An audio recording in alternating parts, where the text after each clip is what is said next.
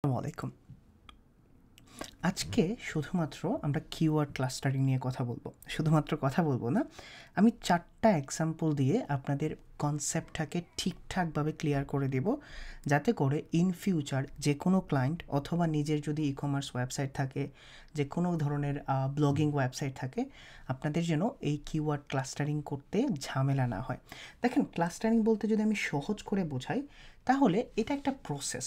কি প্রসেস? এটা গ্রুপ করে একাধিক কিওয়ার্ডকে, ধরেন এটা হলো একটা প্রসেস যেটা একটা গ্রুপ করে একাধিক কিওয়ার্ডকে ইনটু এ রিলেটেড কিওয়ার্ড এবং রিলিভেন্ট কিওয়ার্ডের সাথে, যেটা মূলত আপনি যদি ইন্ডিভিজুয়ালি এক একটা কিওয়ার্ড টার্গেট করতে যান তাহলে কিন্তু আপনার অনেকগুলা কন্টেন্ট দরকার হবে।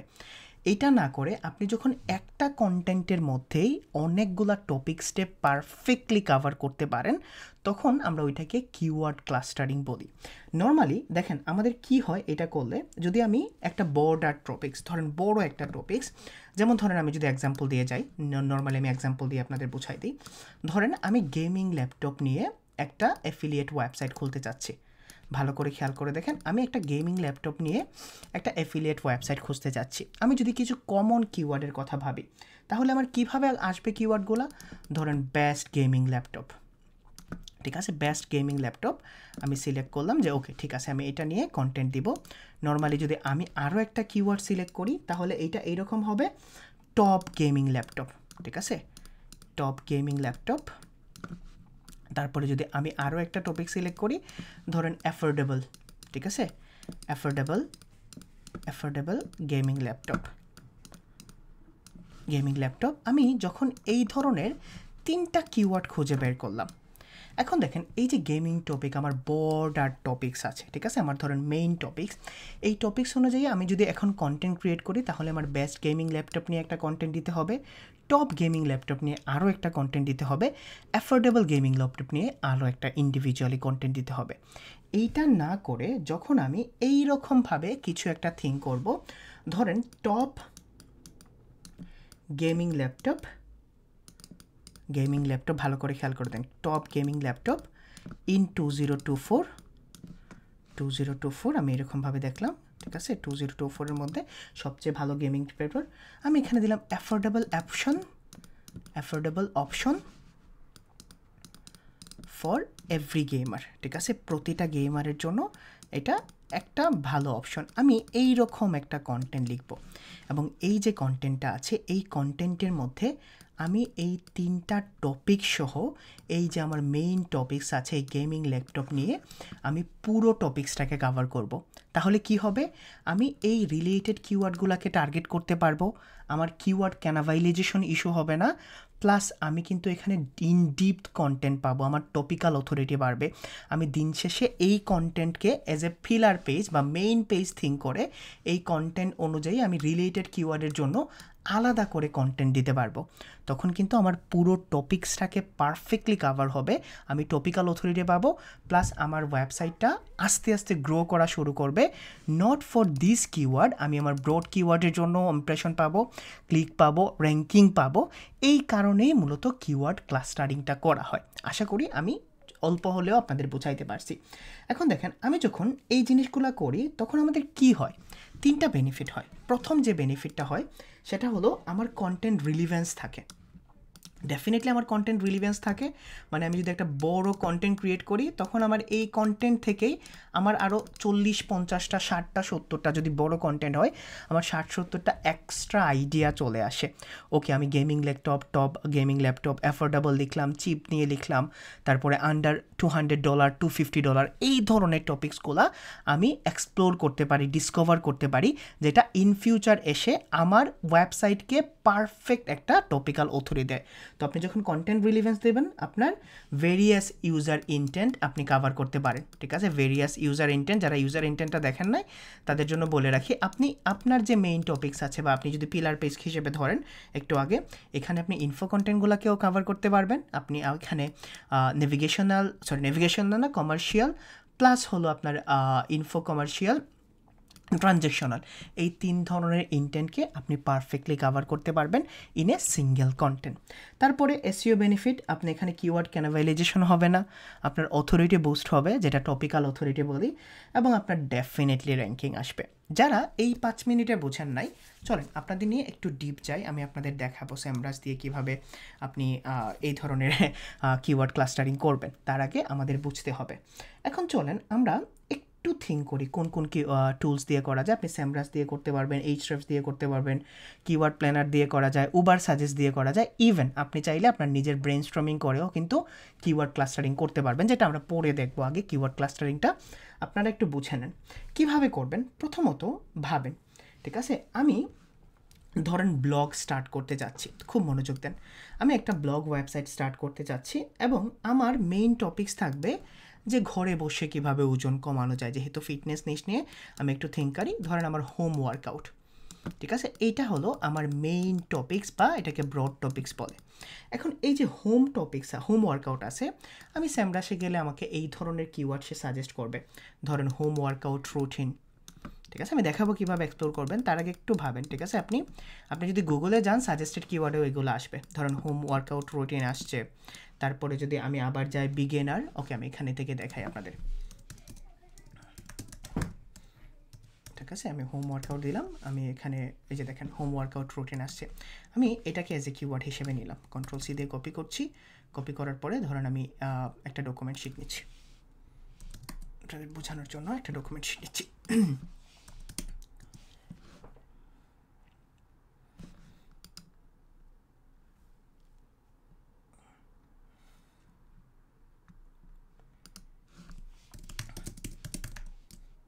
ওকে, আমার মেইন নিচটা থাকবে হলো হোম ওয়ার্কআউট, এবং আমি এখানে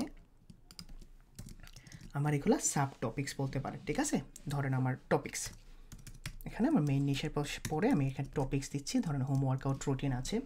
তারপরে যদি আমি এখানে যাই, ধরেন আমি হোম ওয়ার্কআউট রুটিনটা লিখেই গুগলে সার্চ করলাম, নর্মালি আমি হোম ওয়ার্কআউট রুটিন লিখে সার্চ করছি, তখন আমাকে সে আরও অনেকগুলো কিওয়ার্ড সাজেস্ট করবে, ঠিক আছে। ধরেন home workout routine for beginner, okay আমি এটাকে নিলাম, Ctrl+C দিয়ে কপি করছি। কপি করার পরে আমি এটাকে পেস্ট করলাম। তারপরে আমি আবার আসছি, দেখি আমাকে কী কী টপিক্সে সাজেস্ট করছে, ঠিক আছে। ধরেন home workout routine for weight loss, okay আমি এটাকে Ctrl+C দিয়ে কপি করলাম।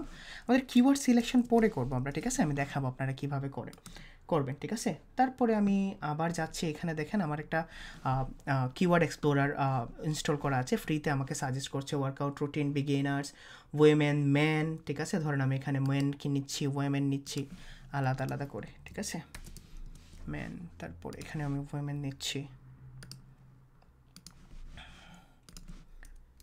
তারপরে আমি এখানে 30 মিনিটস ওয়ার্কআউট। ওকে, আপনারা বাকি জিনিসগুলো একটু বুঝে নিন যে আপনার যেগুলো রিলেটেড টার্ম আছে। ধরেন আমার হোম ওয়ার্কআউট নিয়ে যতগুলো রিলেটেড টার্মস আছে, আমি এই রিলেটেড টার্মসগুলো এখানে নিয়ে আসলাম। এখন ভাবেন তো, আপনি যখন কন্টেন্ট ক্রিয়েট করবেন, আপনি কি প্রতিটা টপিক্সের জন্য আলাদা করে 700 ওয়ার্ড, 800 ওয়ার্ড, 1000 ওয়ার্ডের কন্টেন্ট দিবেন, নাকি আপনি এই যে ব্রড টপিক্সটা আছে, এই ব্রড টপিক্স নিয়ে একটা গ্রুপ করে ফেলবেন, ঠিক আছে। এখন গ্রুপটাকে কিভাবে করা হয়, ধরুন আমি গ্রুপ 1-এ রাখলাম বিগিনার টিপস, ঠিক আছে, গ্রুপ 1-এ আমি রাখলাম বিগিনার ওয়ার্কআউট টিপস, যারা একদম নতুন আছে, ঠিক আছে, বিগিনার ওয়ার্কআউট টিপস, আমি এটাকে রাখলাম। রাখার পরে আপনি দেখেন এখানে আমার কী কী কিওয়ার্ড আসবে। আমি যদি দেখি home workout routine for beginners, এটা আসলো, আসার পরে আমি এটাকে এখানে রাখলাম, ঠিক আছে। তারপরে আমি এইটা নিয়ে আবার গুগলে যাচ্ছি, ঠিক আছে, আমি গুগলে আবার যাচ্ছি, beginner workout home, at home, okay. এখানে যাওয়ার পরে আমাকে দেখেন গুগল আবার সাজেস্ট করছে এখানে, ঠিক আছে, with equipment, without equipment.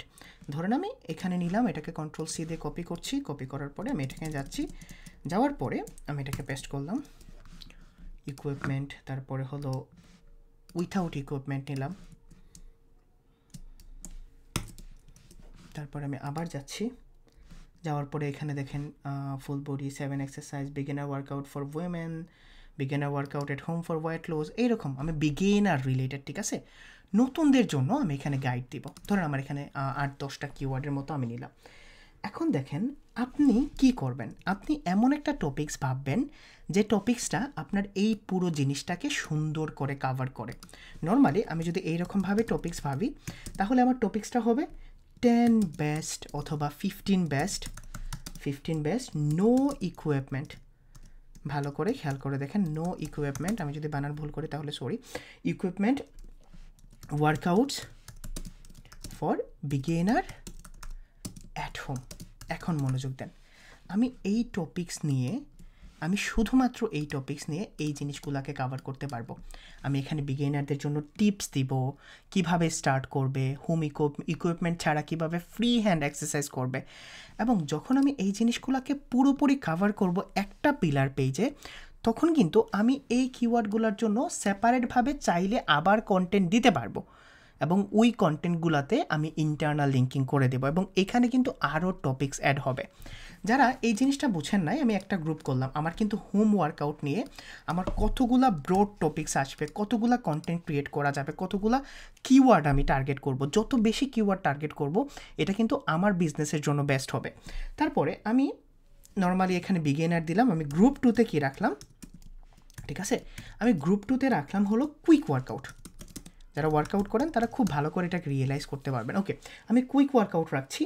Quick ওয়ার্কআউটের মধ্যে যারা অফিসে থাকে তারা কিন্তু 20 মিনিটস কুইক ওয়ার্কআউট থাকবে, ঠিক আছে, 20 মিনিটস হোম ওয়ার্কআউট, ঠিক আছে, হোম ওয়ার্কআউট। কার্ডিও থাকবে, এখানে আমাকে কার্ডিও নিয়ে কথা বলতে হবে, ঠিক আছে।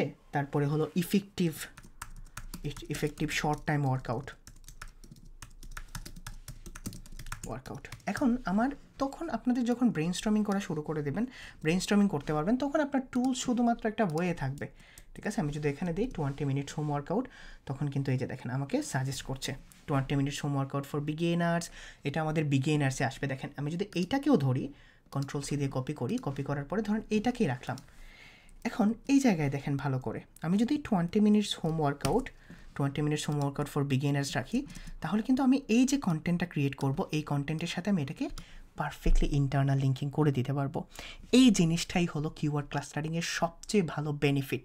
আপনি অনেক বেশি রিলিভেন্ট কিওয়ার্ডগুলোকে টার্গেট করতে পারবেন। ওকে, আমি এখানে ধরেন আরও 8-10টা টপিক্স নিচ্ছি এবং আমার এখানে কন্টেন্ট টপিক্স কী হবে, আমার কন্টেন্ট টপিক্স হবে এইরকম, ধরেন 20 minutes short HIIT workout for weight loss, ঠিক আছে, ওয়েট লস। এখন দেখেন আপনার এখানে আবার ওয়েট লসটা আসবে, তখন আপনি আবার ওয়েট লস দিয়ে স্টার্ট করতে পারবেন। আপনি যদি 3 নাম্বার করেন তাহলে আপনি জেনারেলে যান, আপনি চাইলে বিগিনারের পরে মিড লেভেল ইন্টারমিডিয়েটের জন্য করতে পারবেন, তারপরে আপনি চাইলে অ্যাডভান্স যারা আছে তাদের জন্য করতে পারবেন। এখন আমার বেনিফিটটা কী হবে, আমি যদি ধরেন আমার যদি এরকম একটা হোম ওয়ার্কআউটের ক্লায়েন্ট থাকতো, আমি যদি এইরকম অনেকগুলা টপিক্স ধরেন 10টা গ্রুপ করে দিলাম তাকে, এই টপিক্সের অনুযায়ী আমি 10টা গ্রুপ করে, এই 10টা গ্রুপে পার গ্রুপে আমি 15, 20টা, 30টা করে কিওয়ার্ড দিলাম, তখন কিন্তু তার 4 থেকে 500 কিওয়ার্ড টার্গেট করা হয়ে যাবে, 300, 400, 500 কিওয়ার্ড টার্গেট হয়ে যাবে এবং আমার ওয়েবসাইট টপিক্যাল অথরিটি পাবে। আমার ওয়েবসাইটটা কিন্তু তার পুরো টপিক্সটাকে কাভার করতে পারছে, যেটা ব্লগ বলেন, অ্যাফিলিয়েশন বলেন, অনেক ইম্পর্ট্যান্ট। কারণ একটা নর্মাল ওয়েবসাইটের জন্য ইন্টারনাল লিঙ্কিং স্ট্র্যাটেজিটা যত পারফেক্ট হবে, আপনার ওয়েবসাইটটা কিন্তু তত স্ট্রং হবে। টপিক্যাল রিলিভেন্স দিয়ে আপনার এক্সপার্টিজ, এক্সপিরিয়েন্স, অথরিটি, ট্রাস্ট সবগুলোর জন্য এই জিনিসটা ইম্পর্ট্যান্ট। এখন আমি আসি যে আমার ক্লায়েন্ট যদি এটা থাকতো তাহলে আমার ক্লায়েন্ট কীভাবে মোটামুটি বেনিফিটেড হতো। প্রথমত দেখেন আমি কিভাবে লজিক্যালি কিওয়ার্ডগুলোকে গ্রুপ করছি আমি এক্সপ্লেন করব। যে আমার গ্রুপ নাম্বার 1-এ আমি বিগিনার রাখছি, গ্রুপ নাম্বার 2-তে আমি কুইক ওয়ার্কআউট রাখছি, ইন্টারমিডিয়েট রাখছি, হোম ওয়ার্কআউট রাখছি। তারপরে আমি হাইলাইট করে দিব তার এগুলার কিন্তু search volume, keyword difficulty different থাকবে, ঠিক আছে। আপনি যদি একটু এসইআরপি অ্যানালাইসিস আমরা পরে দেখব, কন্টেন্ট স্ট্র্যাটেজিও দেখব, যখন দেখবেন তখন দেখবেন প্রতিটা কিওয়ার্ডই আপনার হাই কম্পিটিটিভ হবে না, যেহেতু এগুলো লং টেল স্পেসিফিক কিওয়ার্ড। প্রতিটা কিওয়ার্ড কিন্তু হাই কম্পিটিটিভ হবে না, কিছু কিওয়ার্ড পাবেন ভেরি লো কম্পিটিটিভ, এগুলা কিন্তু পারফরমেন্স করা শুরু করবে। আপনি যখন গুগল সার্চ কনসোল ডাটাগুলো দেখবেন তখন দেখবেন আপনার ইমপ্রেশন, ক্লিক এইগুলো বাড়তে শুরু করছে, তখন কিন্তু আপনি নিজেই কনফিডেন্ট পাবেন। তারপরে আপনাকে গুগল সার্চ কনসোল ডাটা দিবে আপনার কোন কোন টপিক্সে বেশি ইমপ্রেশন আসছে, আপনি তখন দেখতে পারবেন যে এই টপিক্সগুলোকে নিয়ে আমি কেমন কন্টেন্ট দিছি। আপনি এইগুলোর জন্য আপনার অফ পেজ স্ট্র্যাটেজি মেক করতে পারবেন, যেগুলো ইন ফিউচার হয়তো বা আসবে আমাদের কিওয়ার্ড শেষ করার পরে। তারপরে আপনি কিন্তু আপনার ইউজার ইনটেন্ট অনুযায়ী করতে পারবেন, ঠিক আছে। এই যে দেখেন হোম ওয়ার্কআউট উইথ ইকুইপমেন্ট, আপনি যদি এখানে অ্যাফিলিয়েশন করতে চান তাহলে হোম ওয়ার্কআউটের যে ইকুইপমেন্টগুলো আছে আপনি এগুলোর সাথে অ্যাফিলিয়েট লিঙ্কটা সেল করতে পারবেন, অ্যাড করতে পারবেন। তো এইটা কিন্তু আপনার ডিফারেন্ট ইউজার ইনটেন্টকে ফোকাস করবে। ইভেন একটা বড় টপিক যখন ধরেন আমি এখানে normally home workout routine for beginner একটা ওয়েবসাইট দেখি, ঠিক আছে, আমি একটা ওয়েবসাইট দেখি, এখানে আমি যখন এটা লিখে সার্চ করব দেখেন এনি টাইম ফিটনেস আসছে, যেহেতু আমি ইউকে থেকে সার্চ করছি। দেখেন আমি যেটা বলছি সেম এইটাই, the beginner body workout 20 minutes routine. আমি যদি এখানে যাই ডেফিনেটলি এটা একটা শর্ট কন্টেন্ট হবে না। এইখানে দেখেন এই যে শুরু হয়েছে, ঠিক আছে, কেন বিল মাসেল, এখানে দেখেন তার আরও টপিক্সগুলোকে ফোকাস করছে। আপনি যদি যান এই যে গ্রেট শেপ উইথ ইকুইপমেন্ট, আপনার ভিডিও দিছে, তারপরে এই যে দেখেন আপনার পুরো কন্টেন্টটাকে এই যে দেখেন বডি ওয়েট এক্সারসাইজ, আমি এখানে ক্লিক করলে আরও একটা টপিক্সে যাচ্ছে। তারপরে হলো সার্কিট রুটিন, তারপর dynamic warm up, jumping rope, এই যে জিনিসগুলো সে কিন্তু পুরো ওয়েবসাইটে দেখবেন ইন্টারনাল লিঙ্কিং করছে, এবং ইন্টারনাল লিঙ্কিং এত ন্যাচারালি করছে, এবং আপনি যদি দেখেন এইগুলা হিউজ পরিমাণ ট্রাফিক পায়, যার জন্য আমাদের কিওয়ার্ড ক্লাস্টারিং জিনিসটা ভেরি ইম্পর্টেন্ট। চলেন আমি একটা ই কমার্স স্টোর নিয়ে কথা বলে তারপরে মোটামুটি আপনাদের, আমি জানি ই কমার্স স্টোরটাকে বুঝাইলে আপনারা বুঝে যাবেন। চলেন আমরা আবার নতুন করে একটা ই কমার্স স্টোরের জন্য ক্লাস্টারিং স্ট্র্যাটেজি মেক করি, জাস্ট আমাদের আইডিয়া নেওয়ার জন্য। ধরুন আমার একটা ক্লায়েন্ট আসছে, সে অফিস চেয়ার সেল করে, মেইন যে নিচটা থাকবে তাহলে এই মেইন নিচটা থাকবে ধরুন অফিস চেয়ার সে সেল করে। এখন আপনি এক্সপ্লোর করবেন এই অফিস চেয়ারের সাথে রিলিভেন্ট কতগুলা টপিকস আছে। নর্মালি ধরেন আমি অফিস চেয়ার নিয়ে কিওয়ার্ড রিসার্চ করলাম, তো আমি এইটাকে ধরলাম, ঠিক আছে, অফিস চেয়ারে যাচ্ছি, যাওয়ার পরে আমি একটু গুগল সার্চ করি কিছু কিওয়ার্ড আইডিয়া নেওয়ার জন্য। ওকে, আমি অফিস চেয়ার লিখে সার্চ করলাম, সার্চ করার পরে এই যে দেখেন আমি যদি নিচে যাই অথবা আমি যদি এখানে যাই অফিস চেয়ার, আমি যেহেতু লন্ডন থেকে সার্চ করছি, উইথাউট হোলস আছে, লো প্রাইস, ঠিক আছে, ফরেস্ট, অথবা আমি যদি লো প্রাইসে ক্লিক করি অফিস চেয়ার লো প্রাইস, আমি যদি নিচে যাই তাহলে আমাকে গুগল মিনিংফুল কিওয়ার্ড সাজেস্ট করবে, ঠিক আছে। এই যে দেখেন best office chair low price, আমি এটা নিচ্ছিলাম, তারপরে অ্যাফোর্ডেবল অফিস চেয়ার থাকবে এই। ওকে, আমি অফিস চেয়ার নিয়ে কাজ করে আমি অথবা চেয়ার নিয়ে কাজ করে, যাই হোক আমি অফিস চেয়ার লো প্রাইস দিলাম, ঠিক আছে। আমি এটাকে আরও একটু ছোটো করি আপনাদের বোঝানোর জন্য। এখন আমি যখন চেয়ারকে করব তখন আপনি আরও সাব টপিক্সে ভাগেন, ঠিক আছে, এটাকে সাব টপিক্সে ভাঙেন। চেয়ার কত ধরনের হয়, ধরুন অফিস চেয়ার থাকতে পারে, গেমিং চেয়ার থাকতে পারে, ঠিক আছে, গেমিং চেয়ার, তারপরে নর্মাল যে চেয়ারগুলো আছে এই নর্মাল চেয়ারগুলো থাকতে পারে। এখন এই যে জিনিসগুলো আছে ডেস্ক চেয়ার থাকে, ঠিক আছে, ডেস্ক চেয়ার। এখন ভালো করে খেয়াল করে দেখেন আমার এই অফিস চেয়ার নিয়ে আমি অনেকগুলো টপিক্স বানাবো, ঠিক আছে। অফিস চেয়ারের যদি টপিক্সগুলো থাকে তাহলে ধরেন অ্যাফোর্ডেবল অফিস চেয়ার, ঠিক আছে, তারপরে বেস্ট অফিস চেয়ার ইন 2024। এই যে এই কিওয়ার্ডগুলো আছে এই কিওয়ার্ডগুলো নিয়ে আপনি এরকমভাবে করলেন। তারপরে ধরেন বাজেট ফ্রেন্ডলি, ঠিক আছে,